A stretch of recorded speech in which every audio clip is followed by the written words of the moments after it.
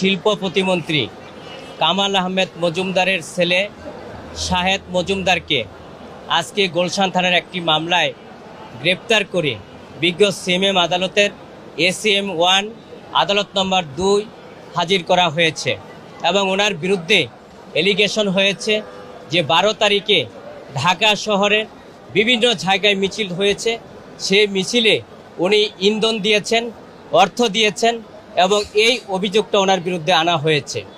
আপনারা জানেন যে যদি কোনো মামলায় সম্পৃক্ত করতে হয় এবং অতীতে এই মামলার অনেকেই গ্রেপ্তার হয়েছেন এবং 164ও দিয়েছেন, 161ও দিয়েছেন, কিন্তু কোনো আসামি, আজকের যে আসামি শাহেদ মজুমদার, তার বিপক্ষে কোনো বক্তব্য দেয় নাই এবং তার ব্যাপারে কোনো কিছু বলে নাই।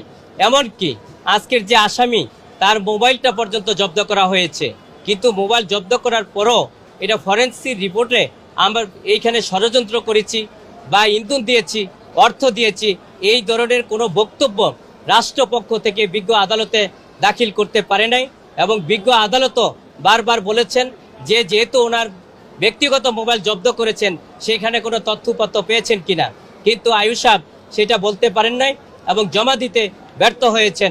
বরঞ্চ বিজ্ঞ আদালত আয়ুষ সাহেবকে সতর্ক করেছেন যে এই ধরনের মামলায় যদি আপনি তথ্যপত্র না দিয়ে খালি শুধু মামলায় এজারও নাম নাই, সাসপেক্টেড আসামি হিসাবে গ্রেফতার করেন, তাহলে আইনের ব্যাপারে সেটা সংঘাত, বিশেষ করে সংঘাত সৃষ্টি হয়। এটা আয়ুষ সাহেব বিজ্ঞ আদালত সতর্ক করেছেন। কিন্তু আমরা মনে করি আজকের যে আসামি, তার বিরুদ্ধে কোনো সুনির্দিষ্ট কোনো অভিযোগ নাই, তার কিছু কোনো উদ্যান নাই এবং স্পেসিফিক কোনো সুনির্দিষ্ট কোনো অভিযোগ নাই। খালি শুধু আমার বাবা MP ছিলেন, মন্ত্রী ছিলেন, সেই কারণেই এই মামলায় আমাকে সম্পৃক্ত করা হয়েছে। বিজ্ঞ আদালতে আমরা সেটা বলেছি এবং রিমান্ড বাতিল সহ জামিন চেয়েছি। বিজ্ঞ আদালতে আমরা এটাও বলেছি যে এই মামলার যেহেতু উনি কোনো সম্পৃক্ত নাই, শুধু আমার বাবা MP ছিল, মন্ত্রী ছিল, সেই কারণে আমাকে এই মামলায় সম্পৃক্ত করা হয়েছে।